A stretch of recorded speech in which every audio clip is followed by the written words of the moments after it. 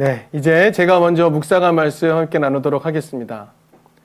오늘 본문이 속한 갈라디아서에는 별칭이 하나 있습니다. 혹시 아시나요? 네. 바로 자유의 대헌장이라는 별칭입니다. 그리스도인의 자유의 대헌장 이라고 불립니다. 왜냐하면 갈라디아서에는 자유라는 표현이 계속 등장하기 때문입니다. 갈라디아서에서 말하는 자유가 어떤 것인지 기독교는 이런 해석을 오래도록 해왔습니다. 이런 거죠. 그리스도인은 예수 그리스도를 통해 주신 하나님의 은혜를 믿음으로 죄와 율법의 멍에에서 벗어나 참된 자유를 누릴 수 있다라는 얘기를 합니다. 이해될 듯 잘 와닿지 않는 표현입니다. 그리스도를 통해 주신 하나님의 은혜를 믿음으로 의롭게 되어서 죄에서 벗어나서 자유케 되었다. 뭔가 이해될 듯 하면서도 마음 깊은 곳에 와닿지 않는 그런 표현입니다. 그래서 우리는 갈라디아서에 이런 별명이 붙은 데 대해서 좀 질문을 던져볼 필요가 있겠습니다. 여러분이 생각하는 자유는 어떤 것입니까? 무언가 자신을 억압하는 것으로부터 벗어나는 것, 이것을 자유라고 말하는 데는 동의할 수 있겠습니다. 그러나 자유를 누리는 것은 대체 어떻게 사는 삶을 말하는 것일까요? 어떻게 사는 삶이 자유를 누리는 삶이 되는 것일까요? 사실 갈라디아서는요, 억압에서 벗어나는 것만을 중요하게 언급하는 것이 아닙니다. 더 나아갑니다. 갈라디아서는 자유를 누리는 것이 어떤 것인지 그 의미까지도 설명해주고 있습니다. 그래서 우리는 바울이 말하는 자유의 정말 총체적인 의미를 한번 살펴볼 필요가 있을 것 같습니다. 이제 여러분에게 이 지도는 익숙하시죠? 이 지도는 신약 성서의 배경이 되는 지역의 지도입니다. 우리가 잘 아는 터키 지방이죠? 터키 지방에서 위쪽 지도에서 빨갛게 동그라미 된 부분을 갈라디아라고 불렀습니다. 그 밑에 지도가 좀 확대되어 있는 지도가 있는데요. 그 지도를 보면 갈라디아도 북갈라디아와 남갈라디아가 약간 분위기가 달랐던 것 같습니다. 그래서 바울의 이 갈라디아서를 수신하는 공동체가 어디에 있었는지 정확하게 확정할 수가 없습니다. 그런데 한 가지 확실한 것이 있습니다. 이 편지에 나오는 내용입니다. 이 편지를 수신하는 공동체가 어떻게 구성되어 있는지를 알려주는 표현이 갈라디아서 안에 등장합니다. 갈라디아서 3장 28절을 보면 이렇게 말합니다. 3장 28절입니다. 유대 사람도 그리스 사람도 없으며 종도 자유인도 없으며 남자와 여자가 없습니다. 여러분 모두가 그리스도 예수 안에서 하나이기 때문입니다. 이렇게 말합니다. 죄송합니다. 유대 사람, 그리스 사람도 구분이 없다. 종도, 자유인도 구분이 없다. 남자와 여자도 구분이 없다. 모두가 그리스도 안에서 하나이다. 우리 안에 이렇게 다양한 구성원이 있지만 우리는 모두 하나이다. 라는 이야기를 하고 있는 것이죠. 이번 주 갈라디아서를 묵상하면서 제게 가장 중요했던 것이 바로 이것이었습니다. 다양한 삶의 형태를 가진 사람들이 함께 모여 있다라는 사실을 받아들이는 것이었습니다. 왜냐하면 정확하게 6년 전에 제가 같은 본문으로 설교한 적이 있었고요. 그때는 오늘 1절의 말씀, 그리스도께서 우리를 해방시켜 주셔서 자유를 누리게 하셨다라는 메시지를 유대인 중심으로만 해석했었기 때문입니다.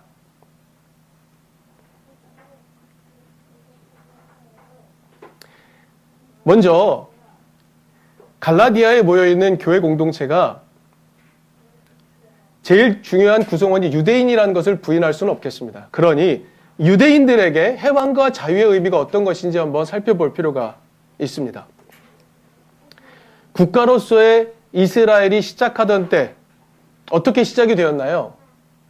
그들을 억압하던 이집트, 애굽에서 탈출하였고 해방된 것이 이스라엘 나라의 시작입니다. 그래서 하나님을 따를 자유를 얻었던 것, 이것이 이스라엘 국가의 시작입니다. 그러니 이스라엘 민족에게 해방, 자유라는 말은 자신의 국가의 시작을 떠올리게 하는 것입니다. 그런데 그 국가가 망하죠. 하나님의 말씀대로 살지 못함으로 인해 멸망합니다. 그러나 바벨론 포로에서 다시 돌아와서 국가가 다시 재건되는 장면이 있습니다. 이 장면도 포로에서 잡혀가 있던 바벨론에서 귀환되어서 해방되었고 하나님을 따를 자유를 다시 회복되는 것, 이것입니다. 그러니 이스라엘 국가의 시작, 이스라엘 국가의 회복이라는 자신의 역사 속에 들어있는 서사를 살펴보면 해방과 자유라는 말은 유대인들에게 그냥 이해되는 말인 겁니다.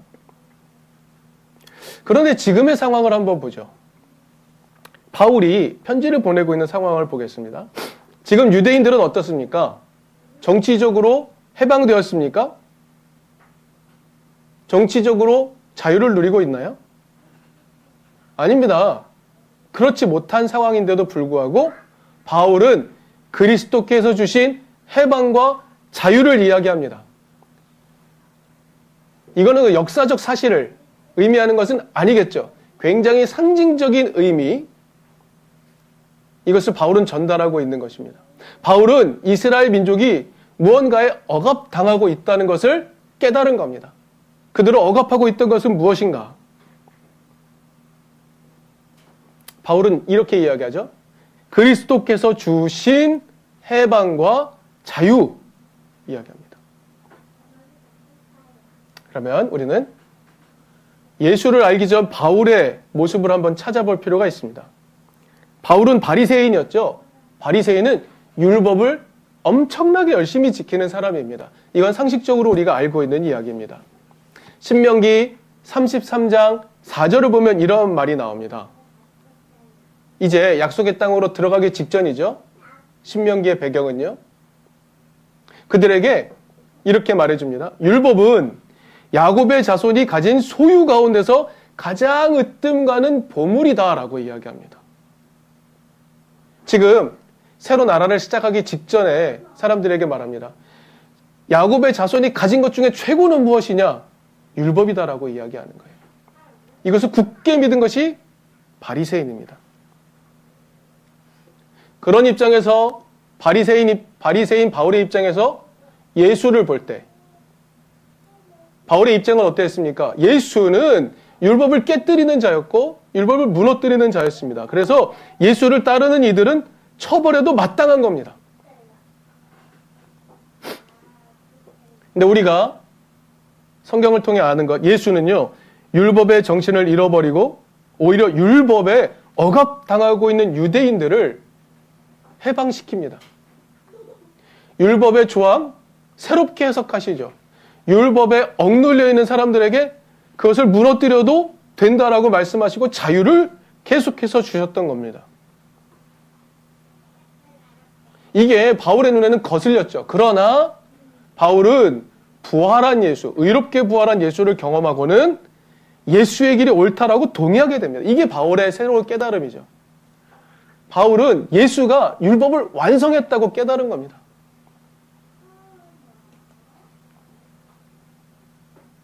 예수께서 보여주신 길은 어떤 것이었습니까?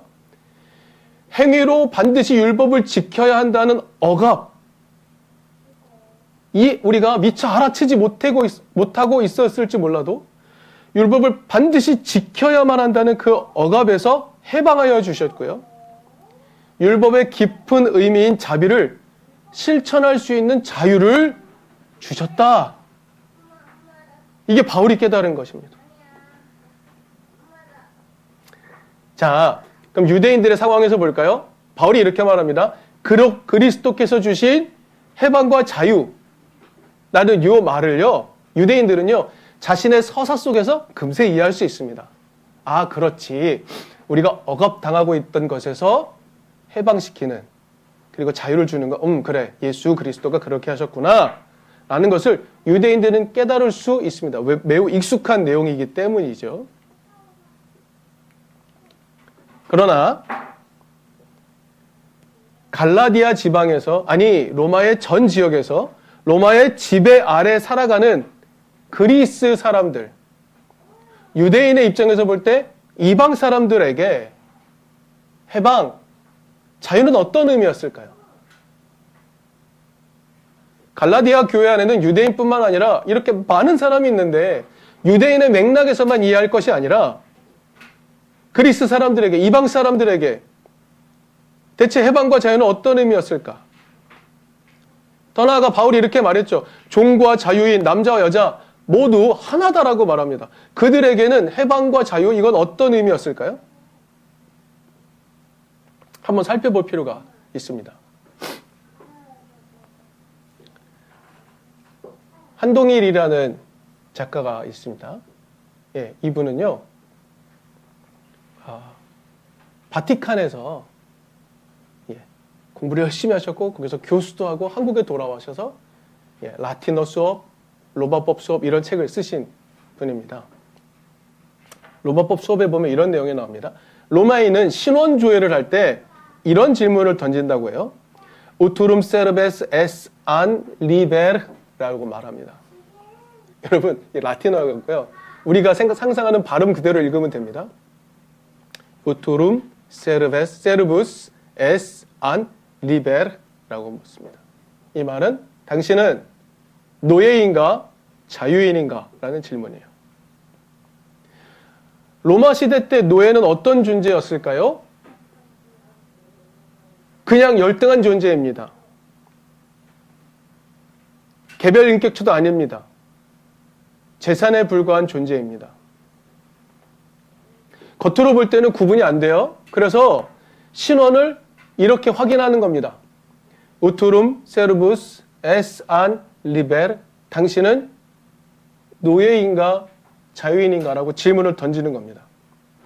그래서 저자는 이렇게 말해요. 로마법은 이렇게 완전히 불평등한 현실을 그냥 받아들이고 있다. 우리 오늘의 눈으로 볼 땐 이건 불평등해 보이지 않습니까?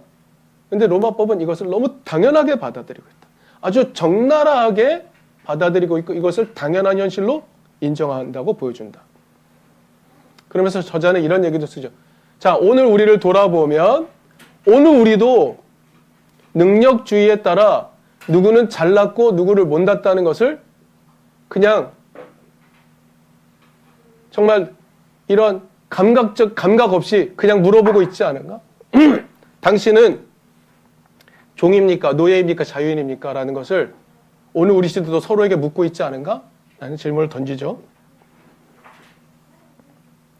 로마는 실제적으로 그런 사회였다는 겁니다. 그런 상황에서 노예가, 종이 자유인과 더불어 그리스도 예수 안에서 하나라는 바울의 말은 어떻게 느껴졌을까요? 남자와 여자의 차이는 어땠을까요? 연구에 따르면 주후 1세기 정도에는요, 여성이 3명 이상의 자녀를 낳으면 보호자 없이도 독립할 수 있었다라고는 말합니다. 그럴 법적인 자유는 있었다고 말해요. 하지만 자유롭지는 않았겠죠. 특별히 그리스 문화 속에 있던 로마 시대는요, 여성은 남성보다 늘 부족한 존재로 여겨졌던 것이 사실입니다. 그리스 문화 속에서 여성은 남성에게 있어서 진실한 사랑의 대상이 될 수 없는 존재였습니다. 왜냐고요? 여성은 비이성적 존재라고 여겼기 때문입니다. 그렇기 때문에 이성적인 존재인 남성이 여성을 사랑하는 것은 옳지 못한 것이라고 말했습니다. 여러분, 여기서 동성애 성향이 나오죠. 남성이 여성을 사랑하는 것, 감정을 동원하여 여성을 사랑하는 것을 비난받는 일로 여겼습니다. 그래서 남성이 남성을 사랑하되 성인 남성끼리는 안 됩니다. 남성이 어린 남성을 데리고 성애를 하는 것, 이게 동성애 여러 모양 중에 굉장히 중요한 것이고 바울이 지적했던 것이죠. 여러분, 플라토닉 러브라는 말을 들어보신 적 있습니까? 이건 최근에 만들어진 말인데요. 플라톤적 사랑이라는 의미로 사용되고 있는 용어이긴 합니다. 왜냐하면 플라톤은 이성적인 사랑이야말로 이상적이다라고 말했기 때문입니다. 육체적인 관계를 배제하고 오직 정신적으로, 이성적으로 교감하는 것, 이것이 진짜 순수하고 강한 사랑이다 라고 말했던 것을 기억하기 위해 만들어진 표현, 플라토닉 러브라는 겁니다. 왜 이런 일을 했을까요? 여성은 분별력이 부족한 존재라고 여겼기 때문입니다. 여러분, 근데 우리가 잘 역사를 돌아보면 이런 태도는 근대까지도, 아니 어찌 보면 최근까지도 이어지고 있는 어처구니 없는 생각 아닙니까? 그런데 2000년 전으로 넘어가 볼까요? 남자와 여자가 그리스도 예수 안에서 하나라는 바울의 말은 어떻게 느껴졌을까요? 그들에게 해방과 자유라는 말은 어떻게 느껴졌을까요? 오늘 본문에서 바울이 말하는 그리스도 인한 해방과 자유는 유대 사람과 그리스 사람과 종과 자유인과 남자와 여자로 각각 구분되는 사람들에게 어떻게 다가갔을까요? 놀랍게도 각각 서로의 형편 안에서 그 말씀을 이해해냈을 것입니다. 아마 유대인은요, 율법의 행위적 준수를 해야 된다는 억압에서부터 벗어나는 해방과 자유를 그렇게 이해했을 수 있겠습니다. 그리스 사람은 어떻게 이해했을까요? 계급적 억압에서 해방되어서 누리는 자유를 상상했을 겁니다. 남자와 여자, 성별에 의한 억압에서부터 해방되어서 자유를 누리는 것으로 받아들일 수 있겠죠. 각자 해석할 수 있겠습니다. 각자의 서사 안에서 해석되었을 겁니다. 그래, 예수가 우리에게 진정한 해방을 주시고 자유를 주시지. 각자의 삶의 자리에서 각자의 이해를 가졌을 것이라고 우리는 상상을 해봅시다. 그렇다면 이제 중요한 건 무엇입니까? 그 자유를 어떻게 누리는가 하는 겁니다. 그러면 자유를 누리는 건 무엇이지? 종과 자유자의 관계에서 종이 해방되었고 자유를 얻었다고 한다면 그 종은 자유를 어떻게 누리게 될까요?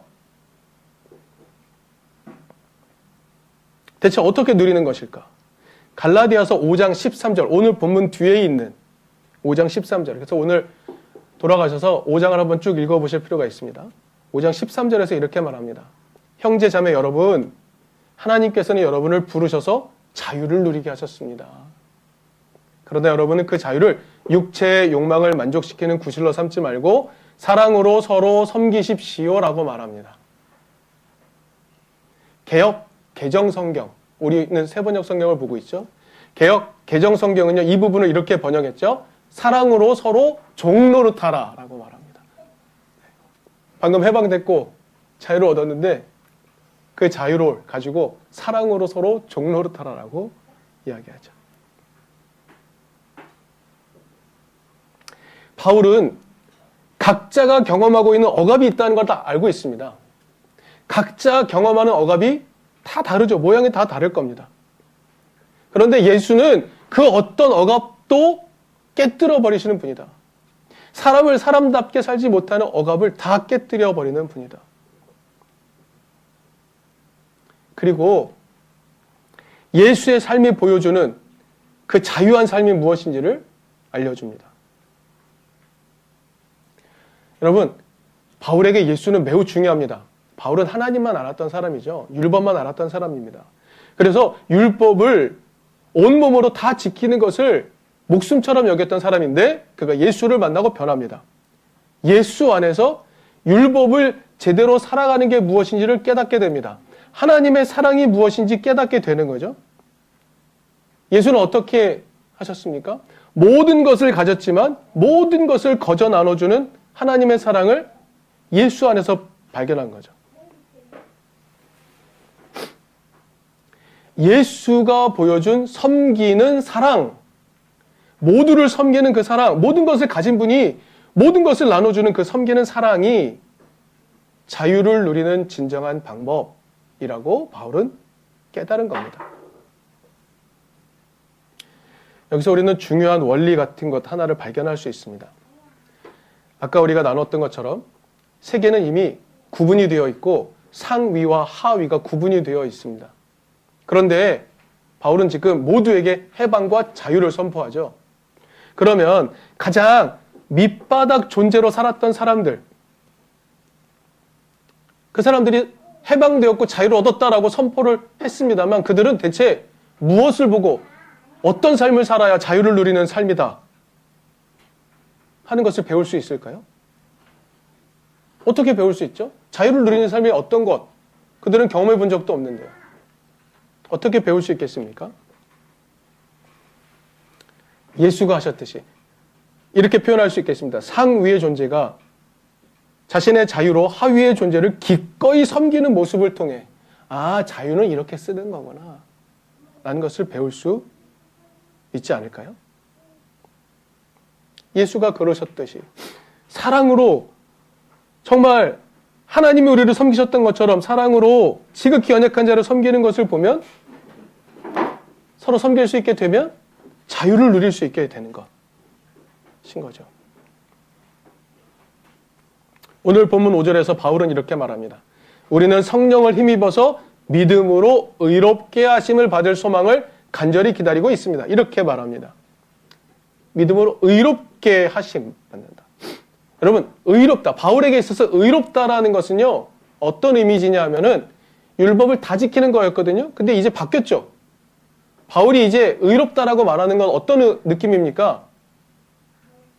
바울이 예수의 부활을 경험한 다음에 의로움이 예수 안에 있다는 걸 확인했죠.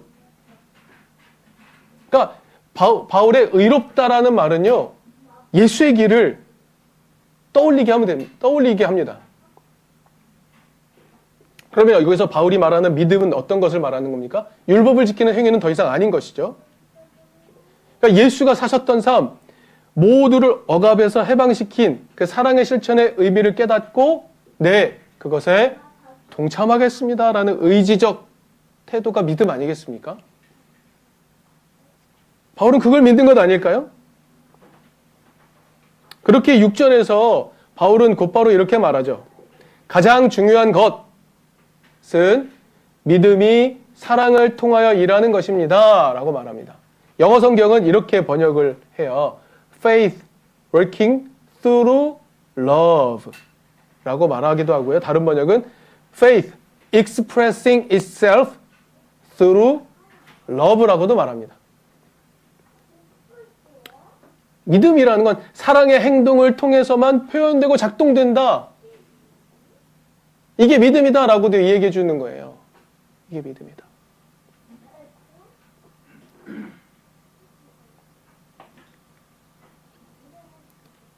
오늘 갈라디아서를 통해 나오는 자유라는 건 단순한 상징적인 표현이 아닙니다. 자유는 사전적 정의는 이렇죠. 그 어떤 것에도 예속되지 않고 자기 마음대로 할 수 있는 상태를 말합니다. 최고의 상태라고 말합니다. 그런데 바울은요, 그 자유를 주신 예수께서 보여주신 사랑의 길을 함께 걸어가자라고 다시 초청을 합니다. 왜냐하면 바울이 깨달은 바 그것이 자유를 누리는 최상의 길이라고 깨달았기 때문인 것이죠. 그래서 소개하고 있는 겁니다. 오늘 본문 5장이 속한 14절은 이렇게 말합니다. 바울의 말입니다. 모든 율법은 내 이웃을 내 몸같이 사랑하라 하신 한마디 말씀 속에 다 들어 있습니다. 바울이 이렇게 말해요. 내 이웃을 내 몸같이 사랑하라 하신 한마디 말씀에 모든 율법이 다 들어있다. 사랑은 자유를 누리는 최상의 길입니다. 자유를 유지하는 최고의 길입니다. 그리스인 조르바 책 거의 앞부분에 이런 얘기가 나오죠. 저자, 즉 주인공 했던 말이 이런 말을 했다라고 서로의 대화 속에 나옵니다. 다른 일을 억압으로부터 구하는 게 자기를 구하는 길이다. 네, 그 말에 저는 동의할 수 있습니다. 다른 일을 억압으로부터 구하려고 애쓰는 사랑을 통해서 나 자신이 진정한 자유를 누리고 있음을 깨달을 수 있겠죠.